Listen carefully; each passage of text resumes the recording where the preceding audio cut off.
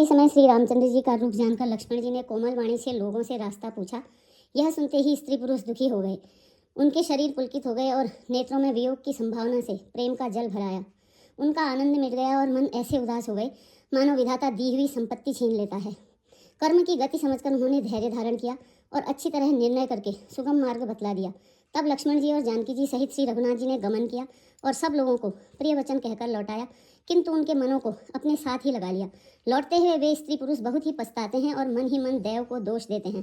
परस्पर बड़े ही विषाद के साथ कहते हैं कि विधाता के सभी काम उल्टे हैं। यह विधाता बिल्कुल निरंकुश, स्वतंत्र, निर्दय और निडर है, जिसने चंद्रमा को रोगी, घटने बढ़ने वाला और कलंकी बनाया, कल्प वृक्ष को पेड़ और समुद्र को खारा बनाया, उसी ने इन राजकुमारों को वन में भेजा है।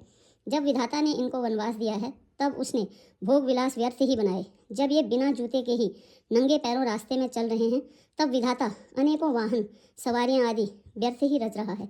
जब ये कुश और पत्ते बिछाकर जमीन पर ही पड़े रहते हैं तब विधाता सुंदर सेज किस लिए बनाता है। विधाता ने जब इनको बड़े बड़े पेड़ों के नीचे का निवास दिया तब उज्जवल महलों को बना बनाकर उसने व्यर्थ ही परिश्रम किया।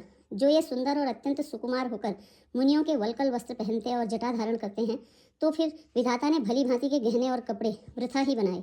जो ये कंद मूल फल खाते हैं तो जगत में अमृत आदि भोज्य पदार्थ व्यर्थ ही हैं। कोई एक कहते हैं ये स्वभाव से ही सुंदर हैं, इनका सौंदर्य माधुर्य नित्य और स्वाभाविक है, ये अपने आप प्रकट हुए हैं, ब्रह्मा के बनाए नहीं हैं। हमारे कानों, नेत्रों और मन के द्वारा अनुभव में आने वाली विधाता की करनी को जहाँ तक वेदों ने वर्णन करके कहा है, वहाँ तक 14 लोकों में ढूंढ कर देखो, ऐसे पुरुष और ऐसी स्त्रियाँ कहाँ हैं? कहीं भी नहीं है। इसी से सिद्ध है कि ये विधाता के 14 लोकों से अलग हैं और अपनी महिमा से ही आप निर्मित हुए हैं।